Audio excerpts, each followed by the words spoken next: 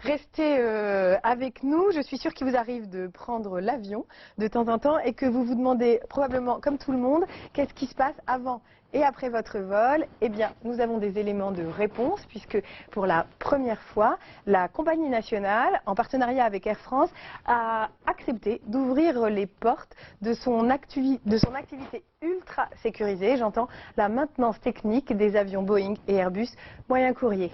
Regardez. Une route familière pour les habitués de l'aéroport de Casablanca. En son enceinte, à 2 pas des terminaux, ce hangar de 10 000 m² dérobé à la vue du public. À l'intérieur, on peut y entendre de drôles de conversations. Effectivement. On a donc un avion sans nez. Effectivement, sans nez. Un avion sans nez. Et oui, ici, chez Aérotechnique Industrie, une société de maintenance commune entre la Royal Air Maroc et Air France, on peut pallier tous les imprévus, comme avec cet Airbus d'Air Arabia. Ils ont rencontré un oiseau qui leur a fêlé leur radome. Moi, j'ai un avion ici qui est en check D, dont la sortie est prévue vers la fin du mois. Et donc, je pouvais, à condition d'avoir évidemment un spare à Paris, leur prêter rapidement mon radome de manière à ce qu'ils sauvent leur vol.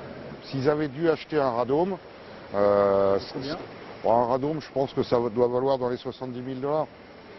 Donc là, grosso modo, ça va leur coûter moins de 10 000 € pour à la fois faire le transport, la réparation et surtout faire voler leur avion, ce qui est le plus important pour une compagnie aérienne. Le nez prêté, le voici.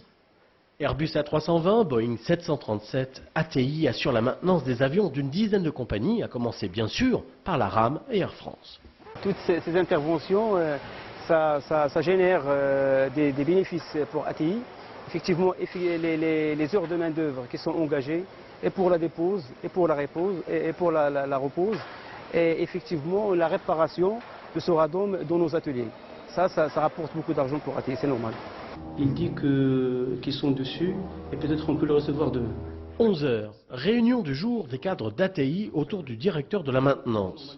3 ans déjà que ce polytechnicien issu d'Air France Industrie fait décoller le chiffre d'affaires d'ATI, 137 millions de dirhams en 2016. Sa stratégie, bien au-delà du seul dépannage des nez esquintés, c'est de prendre en maintenance jusqu'à 4 avions en même temps pour des durées variables. Les grandes visites avions, donc, qui peuvent durer plusieurs semaines, donc, environ 6 semaines, donc, qu'on appelle les check-D.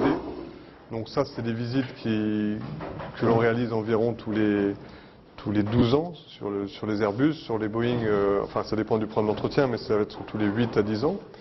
Donc ces grandes visites, donc comme je disais hier, peuvent durer jusqu'à 6 semaines. On engage de l'ordre de 10 000 heures de main d'œuvre, donc c'est des chantiers assez conséquents. Donc ça c'est la partie grande visite. Après il y a des visites intermédiaires qu'on appelle les check-C, qui reviennent environ tous les 2 ans. Donc là c'est des visites qui vont durer 1 à 2 semaines. Cet Airbus d'Air France est en révision majeure. Ici on dit check D. Mehdi, le responsable de cette opération, qui peut durer 6 semaines, nous fait découvrir un appareil mis à nu, dévoilant ce qui d'ordinaire reste soigneusement dissimulé aux yeux des voyageurs. Partout des câbles, en haut, en bas, sous les planchers, ça peut aller jusqu'à une vingtaine de kilomètres. Câblage, isolation, structure. À chaque corps de métier sont techniciens spécialisés, plusieurs dizaines par chantier. Et c'est Mehdi qui les supervise et les oriente, car rien n'échappe à l'œil expérimenté de cet ancien de la RAM. Là c'est la zone toilette, là-bas c'est la zone des 2 galets. Donc là il y a toujours de l'eau qui coule, ça risque il y a des petites infiltrations qui passent et qui viennent avec le temps. Sur 8 ans c'est normal, ça va ronger les alliages d'aluminium et bien sûr ça va donner un début de corrosion. Et là nous on inspecte tout ce qui est structure avion, tout ce qui est câblage, tout ce qui est pièces tournantes, tout ce qui bouge, donc on ne laisse rien au hasard. C'est pour ça qu'on détecte ce genre de choses. En blanc, le responsable de la zone cabine. C'est bon, ça marche. 20 ans d'expérience à la maintenance. Alors, à la longue, Medossari est devenu un maître de la gestion du temps. 2 semaines faire la dépose, 1 semaine les inspections, et 2 semaines de la repose.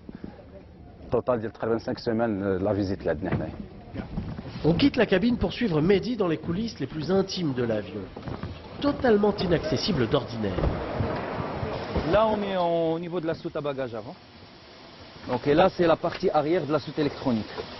Là, vous avez une idée d'un peu des câblages et sur ces étagères, c'est là où il y a tous les calculateurs qui permettent de gérer le vol en sécurité de l'avion. Comme ses collègues, cet électricien lui aussi est hautement spécialisé. Ce qui concerne mon métier et ma spécialité, ça demande un peu de vigilance et un peu de précision, raisonnement.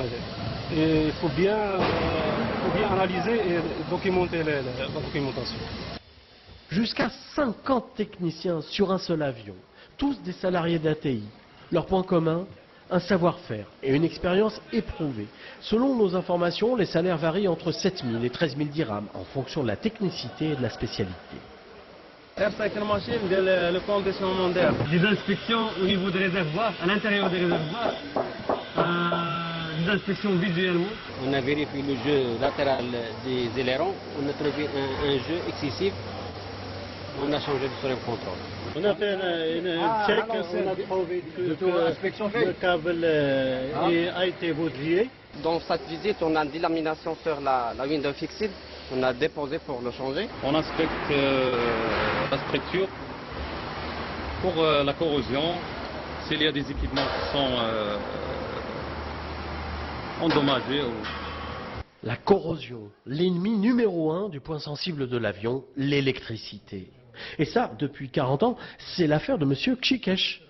Aujourd'hui, comme un pilote, il veille à l'exécution de sa checklist sur les systèmes électriques. Si on la suit, tu ne peux pas te tromper. Il y a tout ce qu'il faut pour faire un bon travail. Avec ces méthodes, comme ça, par exemple, ce job card, il vous dit « Cleaning of the avionic compartment and the cockpit ». C'est-à-dire, c'est le titre. Il vous donne tous les outils, toutes les procédures à suivre. Ce qui frappe lorsqu'on interroge ces techniciens expérimentés, c'est leur enthousiasme resté intact malgré les années. C'est un métier très passionnant. Depuis mon enfance, j'aimais les avions, j'aimais côtoyer les... Donc après mon bac, j'ai opté pour la formation de mécanicien avion. L'homme à qui nous emboîtons le pas à présent a gravi tous les échelons, expérimenté tous les métiers de la maintenance. Aujourd'hui directeur qualité et sécurité, M. Talibi a aussi en charge la formation. Avant d'avoir le droit de toucher aux avions, ses ouvriers sont triés sur le volet. C'est des mécaniciens généralement qui ont une formation minimum de bac plus 2, plus 2 années de formation technique et après 2 ans de travaux sur les avions, ils obtiennent une licence pour pouvoir être aptes à travailler sur les systèmes complexes comme cela. La force d'ATI, nous dit-il, c'est sa reconnaissance internationale. Agréments marocains, américains, européens, africains. Les certificats officiels débordent de son bureau et ne sait plus où les accrocher. Donc c'est votre fonds de commerce, sans ces agréments, on arrête l'activité. On arrête l'activité. Vous voyez ? Là, vous avez, par exemple, l'agrément pour travailler sur tous les avions qui sont immatriculés en Europe. Pour le HASA, délivré par le HASA pour le type des avions qu'on entretient, qui sont les Airbus et les NG. Les agréments, la qualité de la main-d'œuvre, le directeur s'appuie là-dessus pour envisager 475 interventions cette année, 10 de plus que l'an dernier. Alors, dans le vaisseau ATI, le pilote rend volontiers hommage à son personnel navigant. La technicité de nos mécaniciens qui fait notre force. Et donc c'est ça que l'on vend et qu'on valorise. Le voici, jonglant entre ses écrans et ses claviers à planifier, à tarifer. Au-delà de son expertise, la bonne santé du tiroir-caisse d'ATI dépend d'une bonne coordination et de sa capacité à gérer les imprévus. Une visite légère comme une Cheka, le forfait peut varier entre 5 et 10 000 euros, donc pour les visites les plus légères. Et les visites les plus lourdes, on va être sur 300, 400 000 euros pour une grande visite. Donc ça, c'est la partie forfaitaire. Après, durant la visite, il y a des travaux imprévus, des découvertes. Lorsqu'on fait des inspections, on peut trouver des problèmes sur l'avion. Et pour traiter ces problèmes, il faut rajouter des heures de main-d'œuvre, commander des pièces qui n'étaient pas prévues. Donc on va rajouter des coûts additionnels qui vont venir s'ajouter au forfait. Pour honorer ses commandes, ATI a investi 24 millions de dirhams dans les installations, les outils, dans l'électronique et l'informatique aussi, car les avions intègrent de plus en plus de high-tech. On commence par le power distribution, comme on a dit. C'est déjà fait. Ok, les quatre, ils sont bons. Ils sont planchés, Ok. le switch et le banc. Ok, on peut Et voir si, à ce niveau-là, les TV. les TV. Tu les as déjà vérifiés? Oui, ils sont bons. Vérifier en Et continuité. est-ce qu'il a rectifié les... Oui, c'est déjà fait. C'est déjà Ok, fait. d'accord. Et il les a notés sur le drawing final? Oui, le red line, oui. D'accord, le FCOL. Comment faites-vous pour vous retrouver sur tous ces câblages? Oui, mais il y a un drawing qui nous guide. Il y a des schémas en fait. C'est sur lesquels on travaille. Et on est guidé par ce schéma. On les exécute texto. Oui, mais des fois il y a des écarts qu'on peut relever et puis l'engineering rentre en jeu et corrige tout. Il corrige. D'accord. Ça, c'est une antenne Wi-Fi, au fait. Il fait office d'antenne Wi-Fi. Et on a trois autres, bon, ils sont ici, à ce niveau-là. Le deuxième, il est là. Des accessoires les plus simples aux commandes les plus vitales, ces hommes doivent faire preuve d'une vigilance constante. C'est trop stressant? Si. C'est trop stressant et puis il y a des vies en jeu, donc... Avec l'expérience, avec le temps, on arrive à gérer le stress. Il est présent, on le gère. Comment Comment on le gère? On vise premièrement l'excellence, comme ça tu es absorbé par la tâche, donc tu oublies le stress. Un peu stressé lui aussi, l'homme qui nous mène à bord de ce Boeing. Monsieur Setki n'est pas salarié de l'ATI, il appartient à la RAM. L'avion est en maintenance pour 10 jours. On appelle ça le check C ou C-check. Salam alaikum. Ashmilal. Ça va? Bikhair? Hani? Salam alaikum. Ça va? Je rends le point fixe, yak. On déroule les essais de livraison. On espère qu'on n'aura pas de découverte. Comme ça, on récupère la machine le plus tôt possible. Toujours pressé, Monsieur Setki vient s'assurer que l'appareil sera bien livré dans les temps. Il se donne les plafonniers. Ça va être bon. Un petit choufni, ça m'a le Qasmi. Où est-ce qu'il en est? Ici, il est un peu comme chez lui. Asmi. Oui. Karabti? Oui. Là, il teste la dernière nouveauté de sa compagnie, pas encore en service jusqu'ici. Ah oui, le signal tal. Cette machine, elle est spéciale, vu que sur cette machine, on a effectué une visite C-check. C'est une visite de routine qu'on effectue à peu près une fois tous les ans. Et on a fait une modification spéciale qui s'appelle le Wi-Fi Streaming. Ça nous permet d'installer des modules JDAD sur cette machine qui vont diffuser du contenu multimédia pour les passagers. Les passagers pourront bénéficier d'un contenu multimédia, ils pourront se connecter au Wi-Fi sur le tablette. La borne multimédia fonctionne. Les derniers boulons sont vissés, manque plus que le train d'atterrissage et le Boeing sera prêt. Enfin, presque. Une dernière vérification s'impose, un détail, 3 fois rien, le fonctionnement des moteurs. Et ça se teste depuis le cockpit, le cerveau de l'avion. Pas appliqué. On va appliquer le frein pour stabiliser l'avion. Ça fait de l'anticol. Il y a la position. Monsieur Setki, l'homme de la RAM, s'empresse d'aller à la rencontre du patron technique d'ATI. Abdrazak Najib supervise 35 techniciens et contrôleurs. Il effectue aussi les vols d'essai pour les compagnies étrangères. À peine met-il le pied sur le tarmac qu'il doit préciser la suite des opérations. Là, on va se limiter à faire un démarrage moteur, faire une recherche de fuite sur les filtres s'il n'y a pas de fuite. Et après, je vais laisser le contrôleur compléter le carburant et faire le take-off. Pas besoin de conseils. Monsieur Najib connaît son travail sur le bout des doigts. Oui. Ouais. Ok. D'accord. Vous vérifiez quoi exactement? Là, on vérifie déjà que l'entrée d'air, parce que s'il n'y a pas de saleté, parce que si jamais il y a quelque chose qui est oublié au niveau du moteur et puis on le tourne, il va rentrer dans le boost du moteur et il va le détériorer. Et un moteur, juste un passage au banc, il coûte vers les 4 milliards. Donc c'est très cher. Vu les enjeux financiers, tous les contrôleurs, inspecteurs, techniciens spécialisés sont suspendus aux consignes du chef. Pour le point fixe. Donc les cales sont en place. Il ne faut pas qu'on les enlève. Après on va dégager. Je vais vous demander l'autorisation de tourner le moteur 1 et puis le moteur 2. Et l'autorisation, on va le pousser un tout petit peu. Ok. Retour au cockpit. C'est de là-haut que M. Najib va piloter non pas l'avion, mais son essai. Et moi, je vais commencer à faire la checklist. Le pompe carburant. Off. Pour le ralenti, nous avons 2 tonnes 400. Donc nous avons 2 tonnes 400. Nous avons dans chaque réservoir, il y a le réservoir gauche où il y a 1 tonne 10, et puis sur le réservoir central, il y a 360. C'est très suffisant pour faire tourner le moteur au ralenti. Avec cette quantité, je ne peux pas le pousser. Ça demande autant de carburant. Oui, pour les essais que nous avons, de façon par expérience, pour tous ces essais, on va consommer entre 800 et 1 tonne de carburant. 7000 dirhams la tonne de kérosène à la charge du client. Un client décidément très présent aujourd'hui puisque l'incontournable Monsieur Sidki veut assister à toutes les étapes. Le client il assiste aussi à ses points fixes pour s'assurer que l'avion est livré dans de bonnes conditions et que les paramètres de la machine sont conformes aux checklists. Confirmé, c'est une Golf Oscar. Attention quand même à ne pas toucher à tous les boutons. Golf Echo, pour information, la température 19.009.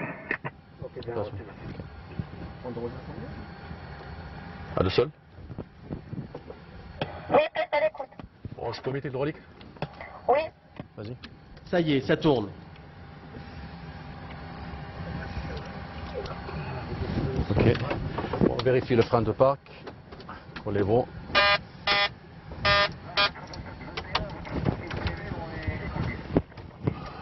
C'est bon. Si on ne fait pas attention à la température sortie moteur qui excède les tolérances, on peut par exemple brûler un moteur. Il faut faire très attention. Voilà, maintenant, parce que le démarrage il se fait par la puissance pneumatique, et puis à 56% minimum, le démarreur il doit être autonome, et la start valve, la valve de démarrage, il doit se fermer. Donc si on ne fait pas attention qu'il était resté ouverte, on peut par exemple griller le démarreur. Tout ça, il faut le surveiller. Et c'est terminé. Pas de fuite, pas de vibration anormale. L'électronique aussi a brillamment passé le test. Un dernier petit contrôle visuel peut-être. Voilà. Ça, c'est le cerveau de son moteur. Ça, c'est lui qui contrôle le moteur. Voilà. C'est bon, merci beaucoup. Bon, là, je vais signer les cartes et puis je vais les remettre au planning. Lui, il vérifie on n'a rien omis. Et puis, il met les cartes en instance jusqu'à les montrer au planeur qui va attester que tous les travaux ils sont exécutés et donner l'attestation à l'apérisseur pour qu'il lâche l'avion et la donner à l'exploitant. ATI bichonne ses A320 et ses 737. Il faut dire que sur les autres modèles, la concurrence est rude. Turquie, Égypte, Moyen-Orient, le marché est international. Alors aujourd'hui, ATI recrute 40 nouveaux techniciens et prévoit d'ouvrir un second hangar, histoire de poursuivre son essor loin devant et bien au-dessus des nuages. On vous retrouve ici, Monsieur Werner, on vous voit dans le reportage. Oui. On vous retrouve ici, c'est un peu un lieu emblématique, en tout cas historique de Casablanca, puisque c'est l'hangar technique de la Royal Air Maroc des années 60-70. Exactement. Avec les Boeing ancienne génération. Et du coup, ça nous permet aussi d'introduire notre première question. On l'a vu dans le reportage. Vous ne vous occupez dans la société uniquement des Boeing et des Airbus moyen courrier. Une question un peu évidente, pourquoi on ne fait pas d'autres types d'avions? Alors, actuellement, ATI est uniquement axé sur le moyen courrier, puisque nos clients cibles, en fait le marché, c'est les avions qui opèrent dans la région. Donc on parle de l'Afrique, du pourtour méditerranéen, et la majorité des avions dans cette région sont des avions moyen courrier. Donc c'est une question qui est liée à vos clients ou c'est une question qui est liée aussi peut-être à vos compétences et votre expertise, non? Non, ce n'est pas une question de compétences puisque la différence entre le moyen courrier et le long courrier, il n'y a pas grand-chose. Un technicien moyen courrier, moyennant un complément de formation, peut tout à fait faire du long courrier. Donc après, c'est uniquement une question stratégique de positionnement par rapport aux clients et au marché. Alors justement, par rapport au marché, quels sont vos grands compétiteurs? Est-ce qu'il y a d'autres centres techniques comme celui qu'on a vu à Casablanca et qui qui s'adressent à l'ensemble des compagnies étrangères? Quels sont vos compétiteurs? Alors, au Maroc, nous sommes les seuls à réaliser de la maintenance sur les Airbus et Boeing moyens courriers. Mais par contre, les avions peuvent se déplacer pour faire leur maintenance. Donc, nous, on vise les clients dans la région, mais également dans la région, donc Afrique, Europe, Moyen-Orient, il y a d'autres centres de maintenance. Donc par exemple, les Turcs. Afrique, voilà, les Turcs sont des compétiteurs donc assez performants. En Afrique du Sud, il y a aussi des centres de maintenance. En Europe, dans le Golfe. Donc voilà, c'est vraiment un marché international et donc une concurrence internationale. Vous avez annoncé des nouveaux recrutements hein, dans le reportage, on voit de nouveaux recrutements. L'ouverture d'un deuxième hangar, c'est quoi? Ça veut dire plus de clients pour l'entreprise ou vous restez encore beaucoup sur les avions de vos compagnies actionnaires? Non, il y a ces deux axes de développement. Nos partenaires, donc Royal Air Maroc et Air France, ont des flottes qui augmentent, donc des besoins en maintenance qui augmentent. Mais nous positionnons également sur les clients autres, donc ce qu'on appelle les clients tiers. Et l'objectif, c'est justement d'augmenter cette part de clients tiers pour vraiment se diversifier et être positionné sur le marché. C'est le cas aujourd'hui, en exclusivité, vous n'avez pas une nouvelle compagnie cliente ou On a des clients, on répond régulièrement à des appels d'offres. Un exemple, l'année dernière, des clients sont venus de Russie, donc ils ont fait le transport de Moscou jusqu'à Casablanca pour faire leur maintenance. Actuellement, nous avons une compagnie française qui est donc autre que Air France qui est chez nous. Autre que votre actionnaire, ouais. Voilà. Dernière petite question plus financière, c'est là dans vos documents, d'après vos documents, hein, le chiffre d'affaires de ATI est en croissance pour atteindre 137 millions de dirhams. Ça traduit effectivement une activité assez soutenue, mais est-ce que c'est est-ce que c'est déjà rentable cette activité-là, la maintenance technique? Est-ce que le centre est rentable? Oui, tout à fait, le centre est rentable. Et donc pour augmenter cette rentabilité, c'est justement pour ça qu'on a des projets de développement. Parce qu'une fois qu'on a le centre, la structure, tout l'enjeu c'est d'augmenter notre capacité de production de manière à augmenter donc l'activité, le nombre de clients et ainsi améliorer la rentabilité de l'entreprise. Très bien. Eh bien, je vous remercie d'avoir répondu à nos questions.